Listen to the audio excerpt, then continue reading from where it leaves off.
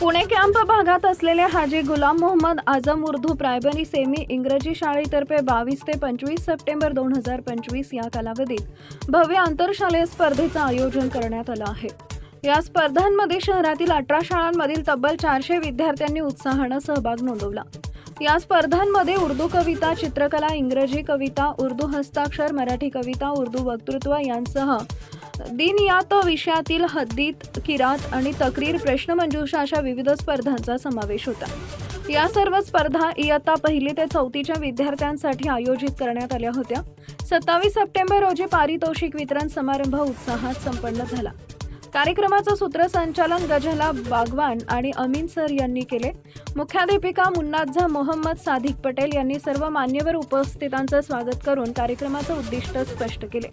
या प्रसंगी प्रमुख अतिथी म्हणून प्रेरणादायी वक्ते अब्दुल रशीद मिफ्ताही, भूतपूर्व मुख्याध्यापिका नौशाद नासिर शेख आणि प्रादेशिक शैक्षणिक प्राधिकरणच्या संचालिका शैलजा दराडे उपस्थित होते। अतिथींचे परिचय तंजिला सय्यद यांनी करून दिले। सहभागी सर्व विद्यार्थ्यांना प्रमाणपत्र देऊन गौरवण्यात आले। विजेत्यांना ट्रॉफी, भेटवस्तू आणि प्रमाणपत्र प्रदान करण्यात आली। विशेष सक्रिय सहभागासाठी विशाल महाराष्ट्र शाळा स्पेशल ॲक्टिव्ह स्कूल सर्टिफिकेट देऊन सन्मानित करण्यात आले। समारोपाला कमरुनिसा चोपदार यांनी आभार प्रदर्शन केले। मुख्याध्यापिका व शिक्षकांच्या मार्गदर्शनाखाली पार पडलेला हा सोहळा सर्वांसाठी प्रेरणादायी आणि अविस्मरणीय ठरला।